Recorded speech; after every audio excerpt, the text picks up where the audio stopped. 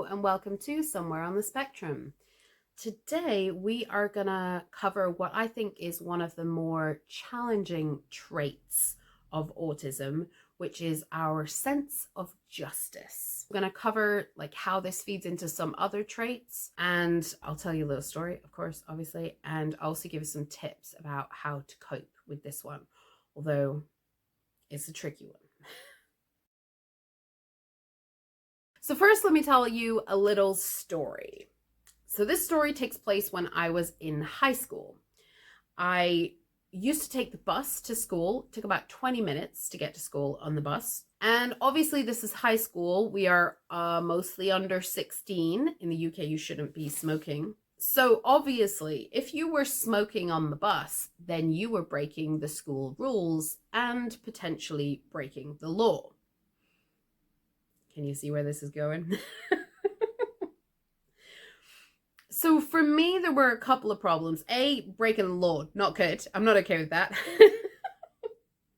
But also I was really worried about the asthmatic kids on the bus. Like, I knew I hated the smell of smoke and I hated breathing stuff in, but I also knew, like, health-wise, it was really bad for asthmatic kids. And I knew there were some asthmatic kids on our bus. So I wanted to stop the smoking on the bus. And I spoke to the kids at the back of the bus, which was kind of scary, frankly. Quite a few times, they did not like that. They didn't like to be told what they were doing wrong. It didn't make any difference. That was the key point. They kept on smoking. And usually they were laughing at me while they were smoking. And often they were blowing the smoke in my face, too. That happened a lot. Of course, I took the next step. I went to the next higher level, as we do. I went to the teachers at school and I complained to the teachers at school and I explained the situation, what I had tried to do, the asthmatic kids, the whole thing. And at first it was very much, oh yes, tut tut, very bad. They shouldn't be smoking on the bus. We'll talk to them. And I think they did. They went and had a chat with them, and the kids probably nodded their head, yes, teacher, sorry, teacher, very bad, teacher. And nothing happened. They just kept smoking on the bus. And this went on, it was probably for at least 6 months, if not longer.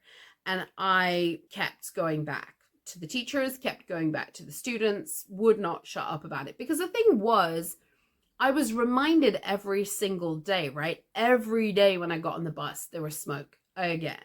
So I could never really get rid of it. It wasn't something I wanted to hyperfocus on. It was something I didn't have a choice but to hyperfocus on, because it was right there in my face all the time, literally. And the reality was, everybody just wanted me to shut up and go away.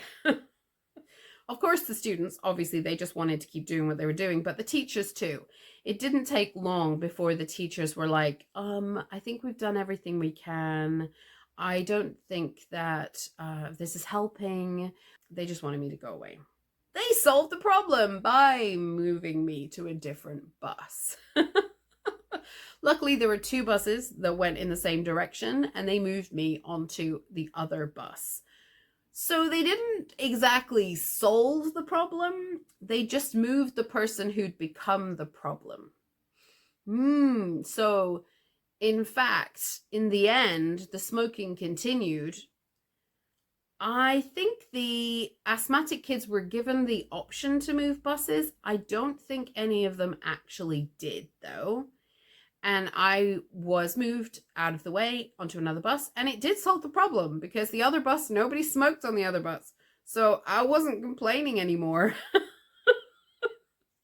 So in fact, it was a very successful solution to the problem, because I stopped complaining, because it wasn't a problem on this bus. So it worked. The problem went away, apart from they were still smoking.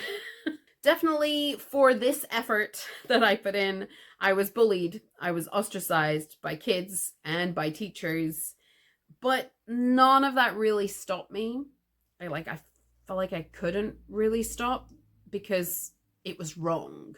What they were doing was wrong. So it didn't really matter to me so much that I lost sort of social ground with it. I'm pretty sure my brother did too. So sorry. It was definitely not good to be my little brother. That did him no favors whatsoever. Quick quickly, let me just review the additional traits that are demonstrated. So our key trait that we're talking about today is our sense of justice, but very often our sense of justice is kind of backed up or strengthened by some of our other autistic traits. Neurotypical people may have a sense of justice, but they're able to not focus their entire lives on it. Of course, some do. But I think for autistic people, we have some additional traits that really make this a much stronger trait. Black and white thinking, obviously. In this case, I was so focused on the rules and my concerns that I totally lost sight of my safety, and I wasn't at all impacted by what others wanted or what others thought was best. What I mean by that is I certainly wasn't listening to the teachers who were saying, maybe you should just let this go because they're being mean to you now. But I also wasn't listening to the kids who had asthma. The kids who had asthma were not interested in this fight. They wanted me to shut up and go away just as much as everybody else did. They did not want to be protected or fought for by me at all. Not in their interest. They weren't having asthma attacks on the bus on a regular basis. So I think they thought that I was making a fuss out of nothing. But I wasn't impacted by the fact that the asthmatic kids didn't care. It didn't bother me because it was still damaging their health and damaging our health, and that was more important. Hyperfocus, of course. In this case, it was because I was reminded of the problem all the time. As soon as I was no longer reminded of the problem, then I was able to move past it. That's not always the case, but it is quite common, especially for activists, that they would get this real hyperfocus on this one topic and this one piece of justice that they want to do. And that's their main focus. In this case as well, there was absolutely an attachment to rules. So there's this whole thing with autism where we don't like rules that don't make any sense. So we need to know why a rule exists. So there's no good if you are a teacher or an employer and you say to someone, well, that's the rule. That's the way it's always been. That will not work for us.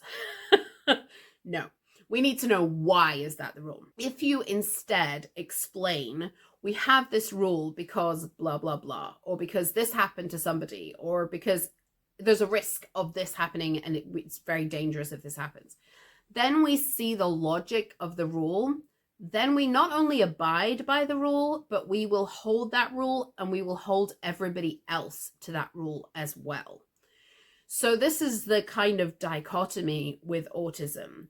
If we don't understand a rule or we think it's stupid, we will not follow that rule. For the most part, most of us will not follow that rule. You can't make us. We're not gonna. But if we see the logic of that rule and it makes sense, then not only will we follow the rule, but we will make sure that everybody else follows the rule. And this can be really, really challenging for us because a lot of people don't follow rules, even if they're sensible. For most neurotypical people, this logic that we're using of it makes sense, it's a good rule, we'll follow it, is not the logic that they're using at all. So for us, then it can be very, very difficult to cope when someone isn't following what is clearly a very sensible and necessary rule. So in this case, the rule was no smoking on the bus. It was also illegal under certain ages to smoke on the bus, which definitely counted in this case. And I could see the reason for that rule because this was an enclosed space. We don't have big opening windows on our coaches in the UK. We have one little window in the roof. So that smoke is not really going anywhere. I lived in Scotland. It's raining all the time. The windows never open. This is a very closed environment. So that smoke's not going anywhere. For me, those rules had very real logic. They made total sense to me. And I couldn't understand why nobody else cared that those rules weren't being followed. Number 4 was lack of socialization or awareness of social things. I didn't try to change things by connecting with other people. I didn't try to make friends with the kids smoking on the bus and convince them to change their minds. I tried to tell them that they were wrong, that they weren't following the rules, and that this was illogical, but it was a logic that nobody else was following anyway. So not understanding how social connections worked or how to use social connection to create change, or understanding how important having social value as a member of a group, having social value can help you make a difference. Not understanding any of that and instead appealing to people with logic and rules and telling them off for breaking the rules is not a very effective method, it turns out. Ding, why not? So here's the thing that I wanted to talk about with this sense of justice. The problem is, these days, so many unjustified things are going on in the world. And I think as autistic people, we need to take account of this kind of low-level background kind of fridge hum of frustration that we might feel from the global injustices that is just a constant drain on our energy. So that's the starting point that I think we need to remember. If we're a particularly sense of justice bound person, then our energy level might be depleted, might be running out of spoons simply from knowing that there are so many injustices going on in the world and there's not really much we can do about it. There's a few things as to why this becomes a problem for us particularly. Of course, there are neurotypical people who get very upset about injustices in the world as well. But this can be a particular problem for autistic people because of the way our brain sometimes works. So we tend to be very good at pattern recognition. So we're tracking what's happening and we're connecting dots that often neurotypical people are not connecting the way that we are. And we are seeing those connections, seeing those patterns, and we're feeling this growing weight from what sometimes feels like an obvious and inevitable looming apocalypse. That's kind of exhausting. Let me know in the comments if this is bothering you, because it's definitely bothering me. We rarely have the bandwidth to do anything about a lot of the injustice that we see in the world. And one of the challenges is if we scroll for dopamine, so if we're autistic or ADHD, that can often be a real coping mechanism for us. And the flip side of that is if we scroll for dopamine, we get plenty of evidence to add to our pot of anxiety-inducing fury and frustration about all of this injustice. And many of us are already burnt out. So what do we do? Okay, step one, put the phone down. I mean, not like right now, but like after this video. So what I often find myself doing, especially late at night, which has been particularly helpful, is physically telling myself out loud. First of all, it would be like, okay, that's it. It's time to go to bed now. Put the phone down. And then it like take a little while for that sinking in. No, I'm not kidding now. It's time to put the phone down, and take a little bit longer. Okay, let's put the phone down now. Come on, let's put the phone down now. And so it seems silly, but having that graded as if you're parenting yourself, it's giving your brain warning. Okay, we're going to change tasks now. It's coming out. We're going to change tasks. It's very close now. We're going to change tasks. Okay, now it's time to change tasks. So for a lot of autistic people and ADHD people, we can have real struggles with switching from one task to another, which means that we can get stuck. We can get stuck doing nothing. You know that, don't you? Sitting scrolling on your phone for hours. Yeah. Whatever it is, we can get stuck doing that thing. And part of the reason for that is because we have trouble changing tasks. So it can really help to give yourself some sort of warning time. Some people I know do this with alarms. So they have an alarm set. They do something for 25 minutes.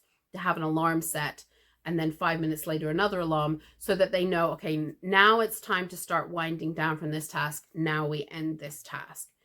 So it can be helpful to do that for yourself, so that you're telling yourself, okay, now we're getting close to the end now, and now it's time to stop. And then you can switch to something else. Doesn't always work. Another example of this is from Mel Robbins. I think she's done a couple of TED Talks at this point. She's got a YouTube channel. She's got a podcast. She's got all sorts of stuff going on. Anyway, so Mel Robbins' second book has this whole theory about counting down, 5, 4, 3, 2, 1. For us, this can be really helpful. 5, 4, 3, 2, 1 sounds nuts. Sounds like it shouldn't make a difference, but it really, really does. The whole point is it's sort of changing gear in your brain. It's bringing the active part of your brain into a different part of your brain. So if you're stuck somewhere and you do a countdown, it's like changing gear so that you can get on and start doing something else. That might just be getting out of bed.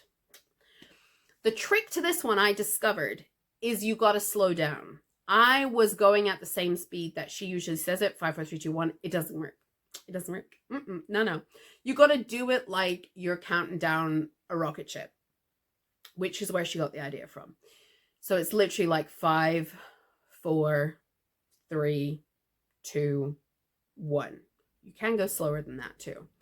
And that is, again, switching gear. It's getting your brain into a different place, so that it's allowing your brain to activate. It doesn't always work, but you might find it useful. And I would say as well, it's another one that the more you practice, the better and more useful it becomes. So find yourself doing it in as many places as possible and acting on the one, actually going and acting on the one. I would suggest starting with something nice and easy that you know you can act on before you try and use it to do the heavy lifting. Number 2, step 2, no phones in the bedroom. Books are yes. Books are okay in the bedroom. I would suggest, though, comfort books. By that, I mean books that you've read before and you know and you love. One of the challenges we can have, some of us, is if we're reading a new book at bedtime, it's too exciting, right? That's how I managed to read Lord of the Rings in a week. I didn't stop reading it. So for me, it's Discworld. I've read the Discworld books probably at least 10 times each at this point. Yeah, that's a lot of reading. You're right. I could have read so many things. I could have read so many other things. I haven't. But I find Discworld's really helpful because I know what's going to happen next, so I can put the book down. I don't have this like, constant feeling, so I can't put the book down at night, or I get too excited at night. So I think it's really helpful if you have favorite books that you just read those. I love Discworld because there's like 41 books. So you've got a lot to go at. You never really get bored. Whereas, yeah, not many people are quite as prolific as Terry. So no phones in the bedroom, full stop. If you have I would say the watches too, digital watches too, same. No technology in the bedroom. A digital, basic digital bedside clock, right? Digital, no clicking. We need to know it's not going to tick. That's like the most. If you're charging your phone in the bedroom, you're probably not sleeping very well. Banish the phone. I leave mine downstairs. It's partly so that you don't get up and start looking at it in the middle of the night. Yeah, that's partly it. But it's also partly like, if you're somebody that hears the electrical wires, hears the fridge hum, that kind of thing, your brain's probably more alert to all of them buzzings. And so if you've got the phone there, that's just another form of energy and electricity that you've got right next to your bed. I mean, it sounds mad, but I definitely sleep better since I banished my phone out of the bedroom. Also, it's worth trying to figure out what alternative dopamine sources you can find. There was an ADHD Chatter episode about this. I'll try and remember to put it in the description, and build those into your life. So what this particular scientist was looking at was that, you know, our scrolling boosts our dopamine really high, and then it drops really fast when we put the phone down. And what he was saying is that that's not how dopamine usually works. If we think about like going for a run, who goes for a run? I don't go for a run.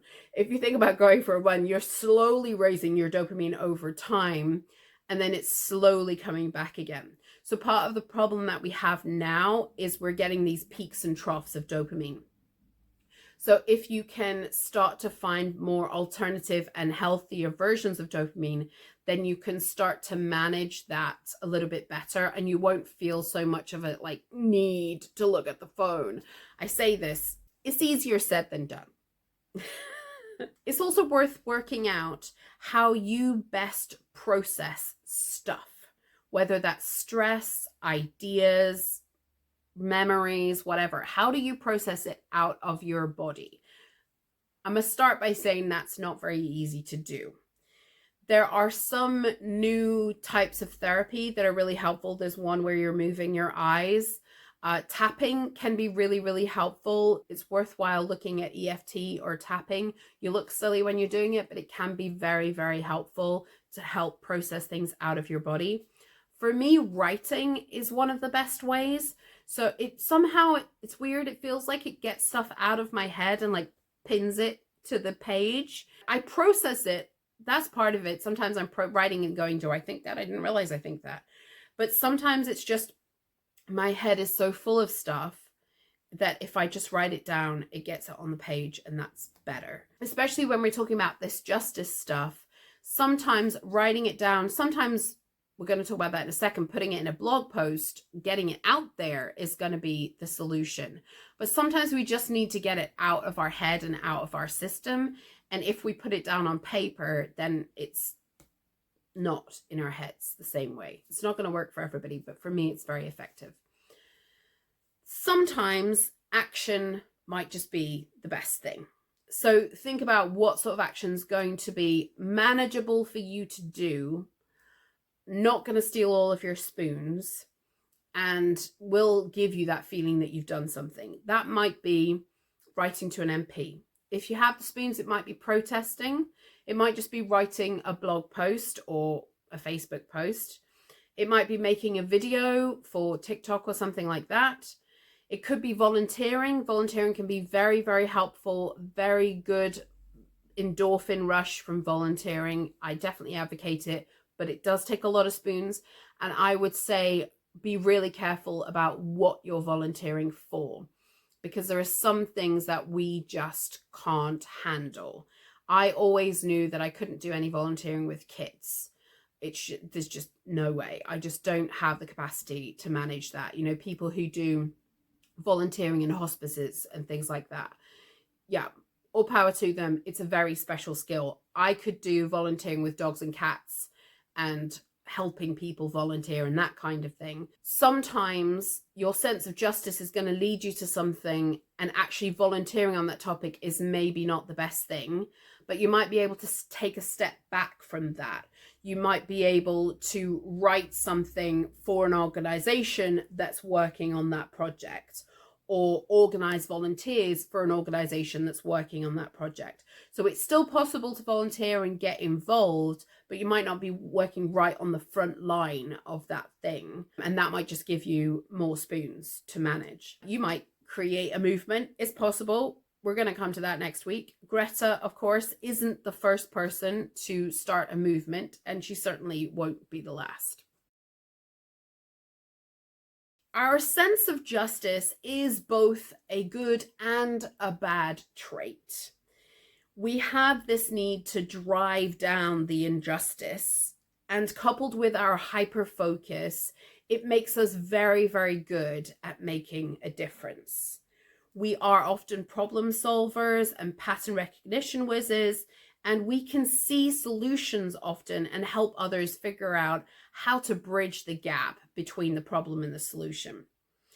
The trouble is we can't stop. Once we're on a mission, we'll spend all of our money, our time, and our energy on solving the problem. And sometimes it's just too big to solve. So we're left angry and stuck. These sorts of scenarios where we struggle with the justice of a situation are riddled through life and work. The situation for me on the bus, that exact same scenario, not with smoking, but with different things, has come up again and again and again in my life. rules that other people say are important, but then they break them. Things that people tell you, we must do this, and then half of the office doesn't do it. All of these things kick off our sense of justice, and we have to deal with them on such a regular basis that it's really important that we're taking care of ourselves, that we recognize when we've run into something like this and we process through it, and that we try to help and support ourselves manage these situations. It might even be talking to a therapist to help you figure out what can you do that's going to make it possible for you to still work at this place but manage that situation. And realistically, sometimes that doesn't work. There's been a couple situations for me where unfortunately the only solution was to leave. There was no way to work through that because it wasn't changing.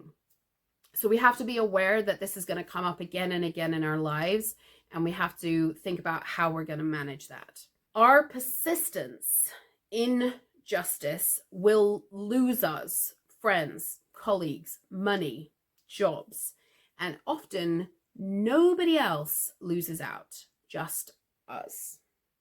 Because we are the only ones that are actively and repeatedly bringing attention to the situation. Most other people raise attention and then walk away. But we're the ones that are like, no, it's still there. No, it's still there. No, it's still there. And that can be really, really irritating and upsetting for a lot of neurotypical people. And they will get angry, and you may get bullied, and you may lose your job because of that, or your friends, or your money. The difference is neurotypical people know it's not fair, but they're able to accept it, and we're not. So this is the key difference. They can look at it and go, yeah, that sucks, and walk away. Or look at it and go, yeah, I know that rule exists and nobody's doing, but who cares? And walk away. But we can't. For us, it's just there as a constant niggle, or bigger than a niggle. All this to say, I really hope that you hold on to your sense of justice. The world desperately needs it. But hold on to it loosely until you find the mission that you can't let go of. And then face it, but carefully and strategically, and not with your full power. That way, you'll be able to keep going for longer and keep doing good for longer. And one day, you'll look back and realize, wow, I actually did make a difference. I hope that was useful for you. If you enjoyed this video, please like and subscribe.